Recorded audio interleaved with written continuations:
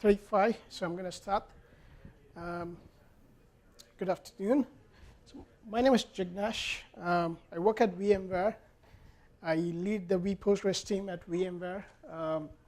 One of the things, I guess, like my only claim to fame till date is working on the Spike Chapter benchmark, which was the first published benchmark with Postgres. I did a lot of work, but I don't think anything else is worth highlighting. So I don't talk much about what I do. So out here, I'm just going to get like, how many of you actually ship or release applications along with the database? Cool. So I mean, this has been a classic thing. Like most of the enterprises, the way they actually do things right now is they have applications which are separate than databases. And I'm just going to talk about a journey that we had actually at VMware to kind of see how we can actually change the dynamics of that. And I'll go through the reasons why I actually pursued this direction. So this is more about trying to do the business justification of why we did this thing, and then what was the technical journey and how it looked as we moved along this path. So at VMware, we do have many products that we ship to customers. How many of you have actually used vSphere platforms, including vCenter? Nice.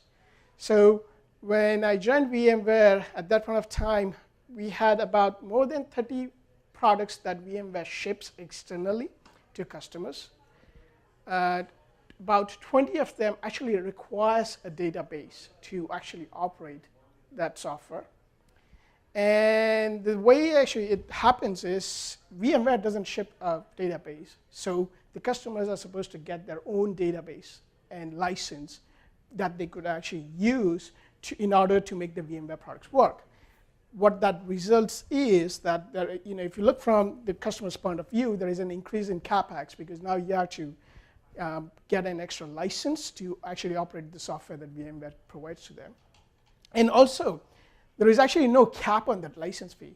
So if the VMware product is used more and more, that puts more and more load on the database, which actually increases the CPU core utilization that would be required, and the database license cost also increased. So we actually use this as our business reason of why you want to do something else and not always depend on a third-party database software. So we put up a proposal. What you could do is you could actually embed a database along with your product, right? That is completely included as part of your product. And then the customers, the simple carrot that we used is the customer will not have to pay for any other database license to operate your software. And we said the best software to do, the best database to do that is PostgreSQL. Aside from the fact that I'm at a Postgres conference, I think the main reason that we are more successful with Postgres as an embedded thing is because of the license, the BSD license. The BSD license allows you to modify it any way you like it. And you could actually include it as part of your proprietary product also. Try doing that with MySQL. You actually have to go through a lot of legal hassles in doing what is known as the isolation process to keep your product and your MySQL product separate. And then there are questions around that anyway. Using Postgres was just easier as a business decision. Like you could include it as part of your product. The license allows you to do that. And then it's friendly. It has a long history of stability out there. So that was the sell that we did. Now, typically, as happens as large companies, when you do a proposal, it doesn't happen immediately. What you have to do is you have to take that proposal through the product team. The product team actually pitches to their top customers and then gets the feedback. And I was actually amazed at the feedback. It was kind of thing like, there was actually a huge resistance that we faced. It was actually beyond my imagination. But this is actually true at most enterprise customers. The first thing we had heard back is Postgres is not our database standard, period. And it's amazing, like, if you want to push a new product in an enterprise, you have to go through what is known as the standardization process. And if you're not there already, then it's an uphill battle. Then there was the classic thing. Because it wasn't a standard, there's not enough expertise in enterprises. And also, we got the standard thing. I think I've heard this over long years working with Postgres, is there are no good tools to help do ease of use and other things. So besides that, there was actually one more thing we hit, is most of the time the enterprises are working with large service operators like HP and Rackspace or other things. So what they do is, even though enterprise owns the application and other things, the hardware is what is operated, known as like operated by service operators. And it's not just the enterprise that you have to convince. You have to convince the service operators to even support that framework. And we found that there was actually a huge challenge. So what we did is we took a step back and said, like, okay, how do we solve this problem if customers are unwilling to use Postgres? Well, before I go to that, is like I want to highlight one more thing. Like, this was the external focus things. There was actually even an internal pushback that we got. With every DB that you introduce, it actually complicates your test metrics. So if earlier you are only testing with, say, SQL Server and Oracle on, say, 5 different versions of Windows, if you introduce one more database, it suddenly becomes like yet another database. And then they have to worry about the permutations and combinations of the Windows OS or whatever OS is supported by that product. So it makes the product, the QA resources required go up too. So we actually also had the internal push for it. So in order to do that, we actually took a step back and said, okay, what's our strategy to make sure that we can actually push Postgres into this environment? And the strategy we decided to do was what we term it as an embedded database strategy, where you make Postgres the default database for all the products that are shipped out. So every product that's shipped out contains Postgres in it. And if during installation you don't do anything else, or you don't change the options, Postgres will be the database used by the customers. They will probably not realize it, and that's how it would be deployed. If customers do want a choice, they do still have their choice. They could actually go and say, oh no, I want to use Oracle, I want to use SQL Server, and they can still have their old options away. But if you do like most customers are doing it, most customers take the default options. Whatever the vendor recommends, they use that. So this was actually the best way. Like, what we started doing is like we started shipping, a proposal is simple. You start shipping Postgres along with your product. When you do the installation, you actually make it work on the embedded database first, and customers will still have their choices. We are not taking any choices away. They can still choose to talk to an external database, which is one of their standard database options. So that was like our strategy. And we went with the same thing. Like, what you could still do is you still are giving the customer an option to save the cost of the database. Like, if they don't want to buy their own licenses, at least you're not forcing them. So that's the part we are saving up here. Now, it wasn't that easy to get it done. What the first thing we actually had to do for a groundwork layer for this one is an interesting story. It's 30 projects. It's 30 products, roughly about that, like 20 years so. It's not an easy thing to just migrate overnight out there, but we actually did the groundwork. What we found is like there were 3 main styles of database being used. SQL Server for most of the VMware products. I don't know how many of you know, but VMware is actually a Microsoft shop. And most of the applications were actually written on Microsoft first before they started investing more into the Linux appliances. In some cases, they actually had stored procedures. Like roughly, like one product I looked at the first time I saw was like 1,500 stored procedures. It just boggled me. Like, there is no way we could actually migrate all of them easily in time to do that. And then there was actually some of the products which were like very Linux and MySQL savvy. And when we looked at the products, it was amazing on how they used the MySQL.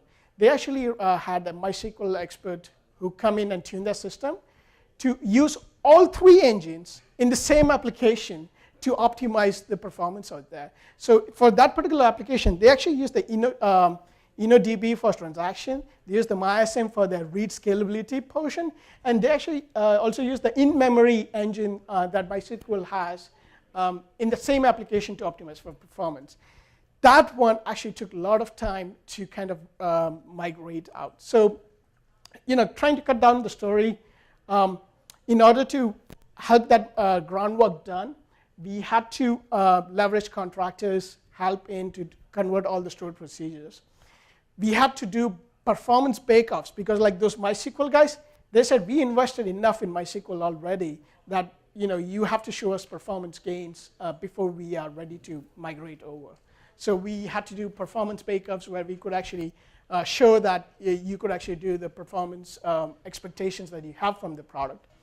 And then we also made it integrate, like within VMware, since there are like 30 products, we have to integrate well into the build infrastructure and how they build the products so that they can easily pull those components that we deliver to them. So there was a lot of groundwork done to get to that point. And just kind of as a result, like how many, have you ever used the vCenter server appliance out here? So vCenter server appliance basically takes the whatever vCenter server is on Windows into a whole appliance which includes Linux. And that was actually the first product that we did was we embedded with that database using the embedded database tab. Now, this was actually important for us. We don't want to highlight PostgreSQL, which would start throwing flags in the standardization. All we say it's embedded database. We manage it. You don't have to go through your IT's standardization process to say whether this is qualified or not, right? So this was kind of like, this is how all of our products will start representing that. And this was actually done for a very specific reason to not throw any flags on the IT standards that enterprises deploy out there. And then there are a couple of nuances and differences in like how the administration works. Now, from a Postgres side, it's a database. You have to worry about backup and restore, right? So the way we position that is because everything is like the way all those products that we were shooting for initially were already running in an appliance. So the database is in the appliance, and we didn't do just the database at the DB level because we actually had to worry about the configuration files, the other products, and everything is working. So our backup and restore strategy was more to be done at the appliance level, where we actually leveraged vSphere technologies to do those backup and restore, which basically does an atomic VM snapshot and back it off and then go back to the regular events. So that way, we could always say, like, if you have any backup and restore software, use it through this mechanism, which would always take the right consistent snapshot, which would be the atomic thing, from which the database can always recover back. So in some cases, we still use the PG dump and restore, but that's more like from the app level things that it had to do more management if needed out there. So that's the other thing. We had to kind of hide the operational part of Postgres also to the customers. And then, so this was just like, you do, and typically in this kind of projects, you do the first two heavy products yourself, and then you pass it on and get the rest of the product teams to do their own migration and strategies. So over a few months, we kind of waited, saw that happening out there, and this was kind of like the first feedback. Like, okay, we have done like the first round of embedded services or embedded DB into the products. Now, let's look at the feedback later on. But before I actually go to the feedback, like, I want to just kind of do a highlight. It's a large organization. People are all over the world, not even just US. Like, there are many people in Israel, China, Europe. Like, development is happening all around the world for VMware. And what we also realized, like, different people have different concepts of using databases. So every product architect actually resulted in doing things where, we just provided the core, like the Postgres core. We didn't do anything else. So they started doing their own services. They started doing their own layouts and the security designs. And they also started doing their own performance tuning. When I say they started doing performance tuning, that was like less than 5%.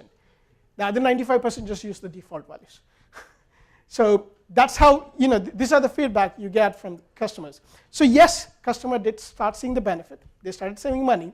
But then we started seeing some random things pop up here and there. Like there was one product which actually had the wrong security layout, which actually for their first thing that they shipped out, they had open access for the database, right? And then, so there are a few things here in POP that we started noticing as a result of this. Then we started also saying, like, performance was a huge issue. We did do some initial performance optimizations as a standard default in the distribution we gave them, but still that wasn't enough for many use cases. And the other interesting thing is, like, hell, everybody expected in-place upgrade to work, and it doesn't work. So as long as you are working with Postgres with the same version for the rest of your lives, you don't have to worry about in-place upgrades. But hey, we know the nuances. The end user doesn't know about these things. Nobody designed for database migrations, or sorry, database upgrades. So the downside is, like, when we came back with the next version of Postgres and says, hey, you have to do this. Great, how do I use it? Can I just replace the binaries? No. Well, shit, no, we are not going to use this new version. We are sticking with the one we have. We don't have resources to work on this one. So that actually resulted in the Postgres version stickiness. When I say stickiness, means like once you have deployed a product, you're not able to change the version anymore. And there are some products that are still using the version that we first shipped out and refusing to move out till we solve the problem for them. So those are kind of like the early results we got that. And then there were some other unique kind of issues which are more specific to how we do things. So now Postgres, by general, does rely a lot on open source libraries. Now those libraries versions, and the biggest offender is OpenSSL. The OpenSSL version is not same on every distribution. Like, it changes from one version or one service pack to another service pack of the Linux distribution itself. So we ran into issues related to that. And then there were many other things we ran into, is like many people, like our initial version actually also recommended a different client, like the ones we ship are the ones supported. But then what we started seeing was there was this plethora of clients which came from one version from our distribution, another from Maven repository somewhere, the third version from Red Hat. Now, this is not even Red Hat Enterprise, but the old Red Hat distribution, which was like 7.2 PSQL clients. So that was like some of the other things we encountered when we started working on this. So in the end, when we started looking at the next iteration, we again changed the strategy a little bit more and fine-tuned it. Instead of calling it the embedded DB strategy, we said it's now an embedded DB as a service. And when I want to clarify out here, it's now you're not only providing just the database, but you're providing all the operation needs of that service. Because most people who are developers in this case don't care which database they're going to use. Like, if given the choice, it's just because we are out there forcing them to use a product, that doesn't mean that they will always stay with you. So you need to actually entice them with features that would increase their productivity so that they're willing to stick with you, right? At the end of the day, developers don't care which technology is great till the point they are saying that, oh, with this I can do an improved productivity of my own usage and I'm more productive. And that's when they start pushing for this component products to be used everywhere. So it's a nice thing. So what we kind of like, when we did the second iteration, when we start presenting it as a service, they actually got more excited. Because what we said is, we don't even just give you the database binaries. We actually now give you a service that you can enable right out of the box. Like you have a Postgres start-stop service with the default database defined at the ports. And then it would also be using the standard security deployment of the corporation, saying this is how all databases need to be laid out, so that when the security teams looks and does the auditing of your product, it is already implementing the best practices that they have for those products. And then there are more security roles defined for many enterprises where you actually need to separate out access and read-only access for monitoring and other services. So some of those things we started doing out of the box for them. And also, everything had to be done through a layer of installation. So the first thing we changed was our RPM binaries. So just to kind of give you an idea, what that resulted in is we actually had 3 sets of groupings of RPM files. One is the open source layer of files that we need to ship out. At the end of the day, we had to figure out OpenSSL versions that we need to ship out, which are security vouched, that we can ship out, and if there are upgrades, updates or day 0 vulnerabilities, we got those libraries back from the security team that we can push out quickly.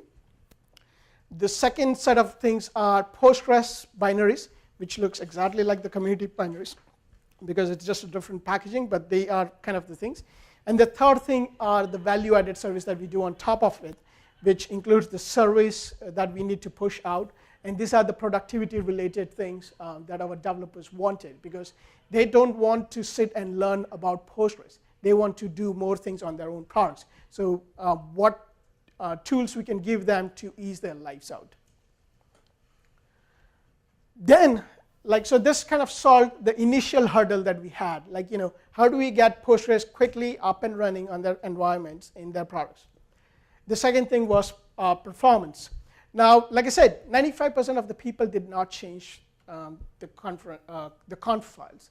So what we had to do was actually give them a way to self-tune some of these values for them. Now, mind you, at VMware, a VM size does not remain constant. Depending on the load, people would increase the number of CPU and RAM size for the VM and reboot it, or there are hot things available. Or if it's not used heavily, they would configure it down and restart it so they can save resources. I mean, that's the value add that VMware brings in this pool. So we actually had to design the systems to handle those kind of resource changes also. So the other thing we started doing was we actually had a tool which would help you auto-configure PostgreSQL.conf. Initially, what we did was we made the changes directly into the core, but with the new thing, what we are doing is we are writing wrapper things which will achieve the same part as part of an add-on package. And then we also, one of the things that we wanted to provide developers was an ability to look at what's happening on the system. So we took pgtop, made modifications specifically for our needs, and started doing more work on that. So just to kind of show things, what were happening is we actually took a lot of the system view in pgtop, which will show you the top connections, show you how many reads and writes are happening, and rollbacks are happening. So it's kind of like a dashboard, quick dashboard view, what's happening, so I can get to a quick start, okay, where do I look next to figure out what's happening? Then, so now with this new performance tools and everything out there, deployed everywhere, performance went up, but guess what happened? I started getting pings about random crashes, right? And I'll tell you, I spent a lot of time on this. And we actually gave a method where people can be more aggressive on their performance for database by further bumping up the defaults, with the tool. And I saw people were bumping up values way higher than required, and they did not realize that they're going to run their own application also on that same VM, and that resulted in a lot of out-of-memory errors that we got that. So at that point of time, we had to do a little bit of education on how you use those tuning tools. And we purposely told people not, we kind of took out that part where we say you can do your own modifications to those tools, because you don't know what modifications they do, but they will still file the bug against our team, right? So we took out some of those things, we said, okay, this is the max auto-tuning you can do. If you really need to learn more, you first need to get a background in Postgres before you start modifying anything. So, so that was kind of like interesting things. Like you need to remember, like in the embedded world, you don't own all resources. So you have to live in harmony with all other services running on that VM. And so the tools that we have for Postgres are still like, more like the sysadmin kind of thing. Like I want to know exactly what's happening right now. One of the other things that people are requesting more and more is more of a report. Like I don't know, I've been running for 5 days. I want to know what's my performance looking like. So we are looking more into PG StatsPack and see how we can actually leverage that to do more of a, say, weekly or monthly reporting based on the usage of the database. So that's kind of like an next interesting thing that we're looking into. Getting back to other things that we did, here's an interesting thing. Like, Postgres, when running in an embedded mode, if something happens, who is your DBA? Nobody, right? It's the application. So you have to empower the application to figure out things that are running and an ability to fix those problems. So what we did for availability was we also created a watchdog utility, which the applications can leverage, which can actually monitor the service of Postgres running. And if it doesn't run, it can throw up alerts. It gives you an ability to restart the service, all automated if required. So it's just a tool, a utility running, which and the application can get status for its own dashboard pages. So when you look at the application's dashboard saying embedded DB status green, red, yellow, and those colors, it can actually get that from that too. So that's one of the other things we added for it. And also, some people actually wanted Hyperic and other kind of monitoring service plugins. So that's also provided as part of the package. So if they want to use like one of the standard monitoring tools that they use, it can plug in out there. Most of the time, we tell people like, it's an embedded database. You shouldn't be doing it at that level because the application will be doing that for you, or at least that should be the assumption. Because as soon as you do that, you're further exposing the fact that you're using Postgres, and then again, sometimes there might be questions on that. So anyway, now, we talked about all these things like while running. If problem happens at the customer front end, what you also need to do is, how do you get information back about that database? So in order to actually do a better job, we actually created what we call as the support package tool, which looks at the database and all the files it has and creates a package of an understanding that our support team can look and figure out what exactly is happening in the customer environment. Now, mind you, most of the time, you do not get access to the customer environment. So A, either you create a package like that yourself, or B, start troubleshooting on WebEx with the customer, right?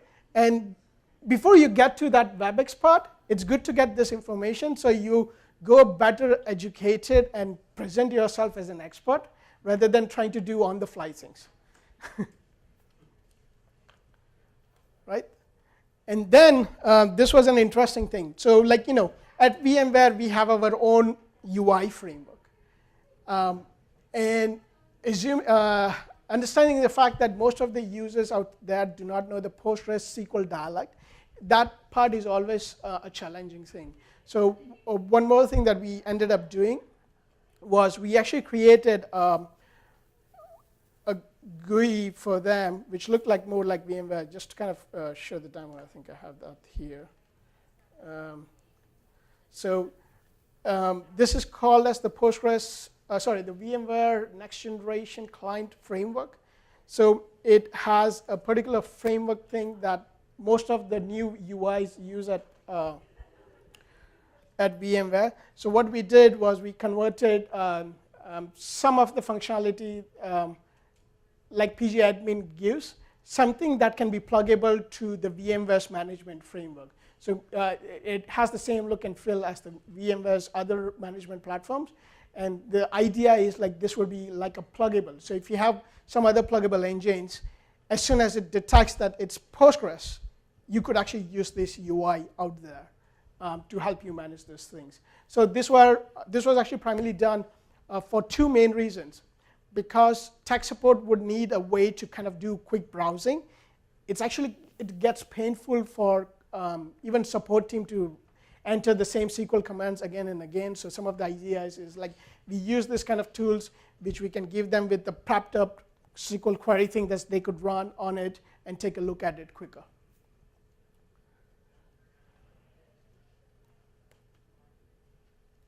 Right. So that was the idea. I mean, basically at the end of the day, we want to figure out how do we increase the productivity of people who are using this embedded DB. So at the end of, so this is what it looks like. You have the main Postgres database. We ended up doing the service configurator, which helps you set up whether this is an internal or an external service, kind of helplines with the standard security guidelines. We actually created a watchdog to make sure that the database is always up and running. We had a perf tuner, basically, who looks at the VM sizes and resources and what portions of the VM should Postgres be using in that scenario, and then tune Postgres according to that. We actually do the monitoring pieces where it goes back to the either if the VMware product itself is doing the self-monitoring, it does to that, or if there is a central monitoring, then it would report out on that part. The support package, everything, and we provided all the standard tools to make sure that they actually have the full, a usage that hides the internal workings as much as possible out there. Now, while I show all this as big, it's actually a really small piece compared to this guys. So in essence, this has been an always thing. So that's why we call this as a service and not a server, because it is one of the services that would be running in those VMs. Now, when we did this, I don't know how many of you noticed, I did not mention replication one piece, right? There is a reason for that. If DB dies, right? I mean, the DB typically would die for some reasons. If DB dies just for the resource purpose, the watchdog will restart it. If the whole server dies, guess what? This guy dies along with it. So even if I provide replication for the database, who's going to use it? The guy who is using it also died.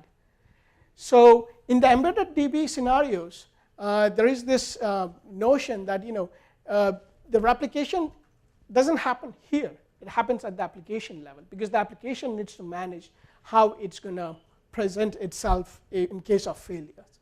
So we leave a lot of the replication thing at for the product on how their replication design works. And most of the time, the way is they also do the same standard things that we do elsewhere. They leverage high availability to do the restart on another VM, which allows them, if you have the shared disk, it can do that. And they also have DR strategies for some of those things where the storage is always replicated somewhere else, either using software arrays or real storage arrays, so that they actually have a DR thing always running out there. So that's how they leverage that. And that's why you see that I haven't mentioned replication till now. But then there are some products who actually do not want to put it into the same VM. So that they could actually, this was primarily done if they wanted to leverage any replication capabilities. So for them, what we ended up doing was also our regular product, which we sell, is the virtual appliance. So we give them the virtual appliance, which has all these things baked up in it already. It is presented as a virtual VM. And what most other products, like Hyperic is an example. If you look at the latest Hyperic, they give their product as VApp. That VApp has two VMs in it. One is the Postgres VM, and one is the Hyperic server. And that together, they are deployed as one virtual appliance. And if needed, you could actually start replicating using the Postgres VM to have more scalability as needed. And the way we kind of then, we took that whole learning thing a step further. Like till date, with the VMs, we are more flexible. Because now we control the entire environment, we could actually do upgrades and updates right at the virtual appliance level. So we have a repository pool where all the RPMs are upgraded. And when we push out a security release, it can actually take out all the security patches and install them on the virtual appliance. On the regular side of embedded database, it's up to the appliance, it's up to the product update thing to pull the Postgres RPMs. But when we do in the appliance, then it's at this level that we control all the packages going in. So depending on how we did that, so this actually ended up being quite simple and effective. At the end of the day, it's like, the deployment should not take long, and it should be easy to control. So there are still some more challenges out there. So we talked about how we use it, how we hide the fact it's Postgres, how we do the DBA type of try to save the OpEx part of the management of the databases. There are still some concerns like, okay, how do you upgrade the next version of the database? Now, the way we are thinking about is like, this is where it actually gets more trickier, but here's how we are thinking we'll be implementing this, is we actually would then now deliver tools which would say, hey, we set up the standard service for you. So we'll use your standard service, which is probably, say, for example, running at 5432 port, and we'll take that service, and we will upgrade all the RPMs and set up the new one, migrate the data. Depending on how we can do that, we could do with the PGE upgrade if required, or we could do a on-the-fly dump and restore, and then swap the services back so that you are upgraded, and then you can get rid of the old service. So as long as the swapping happens in a window of downtime maintenance period, all automated, then the product teams are willing to take that. Because what they need is basically, the work that they have to do offloaded more as a tool service that we provide, and somebody can vouch, okay, that should work always, right? So that's something that we are thinking like how we will be doing all those future upgrades. Most of the current time we say is like, do a PG dump and restore, fine. It's amazing how many people can still not get that right. They'll forget the users, they'll forget some objects, they'll have some, the port numbers won't be set right. So in order to take that out, you actually have to give them this tool which would help with those migrations. And doing those kind of value adds is where you see the adoption actually increase a lot. Because every, the notion that you need to be an expert to use Postgres is also the notion that hurts adoption of Postgres. So you need to kind of make that to the level that it's usable and not too, it does not require too much understanding of the nuances around it. So those are some of the things working. So these are kind of like some of the work in progress and the new directions we are going. VMware is a big company. They're still making a lot of money. They're still buying a lot of companies. Unfortunately, some of those companies are Microsoft-based, so they use a lot of .NET environment. We actually have few products now who are completely .NET environment, which means they are tied to SQL Server. So for those kind of products, what we are also doing is we actually have internally our own Postgres on Windows project that we do. We take most of the things that we do on Linux and give them the same experience on Windows, which means we do the service configuration, auto-tuning, and everything for them. And we are now working more with the PostgreSQL to see how we can actually give them the seamless experience to .NET. Because at the end of the day, all the people I've talked to, we don't care which database it is, as long as somebody's neck is on the phone line to handle all the cases, right? And it works seamlessly with our frameworks. So, so that's kind of like the work that's happening even on the Windows side. So we are working a lot and looking into scenarios like how we can actually help those people move away from the SQL Server on .NET to Postgres. So at the end of the day, then pretty much the whole environment can be actually stored on all Postgres services. So in closing, I want to kind of like highlight, pushing Postgres through enterprises is always a challenge. So A, the best way to do that is first get a business case settled in. You need to show savings. If you cannot show savings to enterprises, they don't care about which database you use. Believe me, right? There is no, in business, there is no goodwill. Like, I want to use this database over the other one. Their calculation goes as, how much money do I save there over the other product, right? And whose line can I blame if something goes wrong with that database? They need somebody accountable for that. The second thing is adapt to frequent recurring problems. Like, I don't know how many of you have seen this. I've seen this since like 7.4, the challenges that we have in getting the services right with Postgres. In some cases, it's because Postgres core doesn't want to do the distribution side of the work, like how the services should be done. That's why you see like one OS doing service in one way, the other OS doing the service in another way, and sometimes they don't have a standard way of actually using those services. Like the behaviors end up being different. So at least in our case, it's a controlled environment. These are all VMware customers, so we can tell them, okay, here are the standards, you can do that. But you need to provide those tools and services for them so that they can use that. Nobody is going to do those work for you, right? And the other thing is provide more self-service tools. By that I mean is like, when somebody has a problem, they don't want to send out an email and wait for a response. They want a quick way of figuring out things so they are not blocked by that problem anymore. So like, how do you give them the tools, can kind of help them.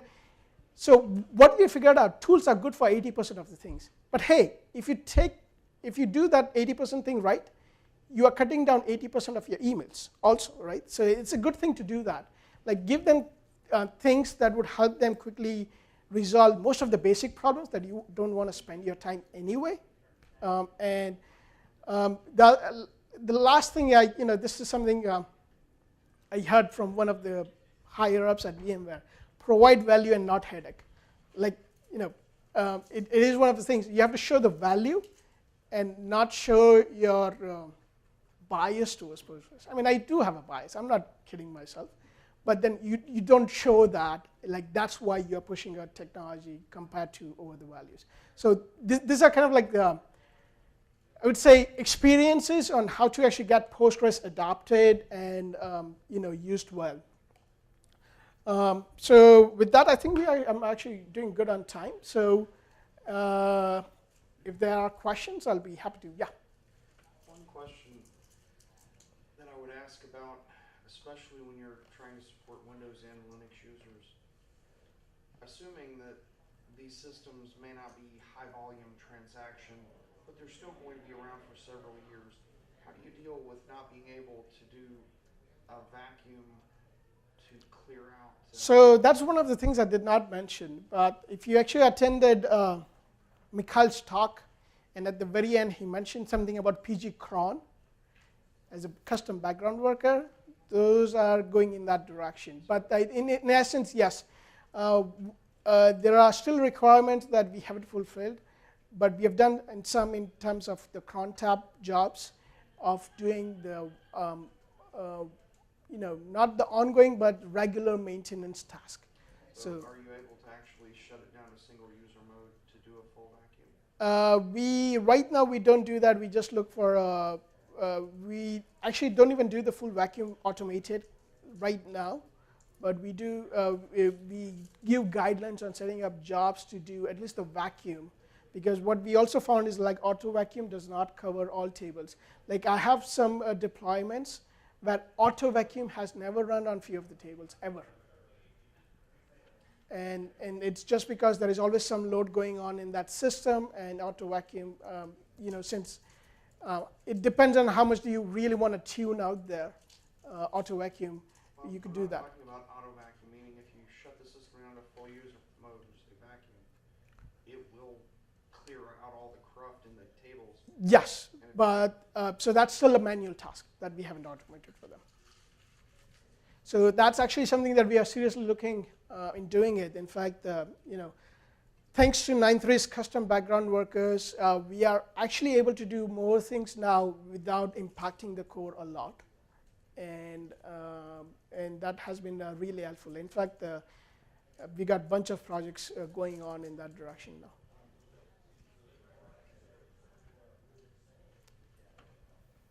Any other questions? Nope. Then good. I think I'll give you 10 minutes back, and thank you very much.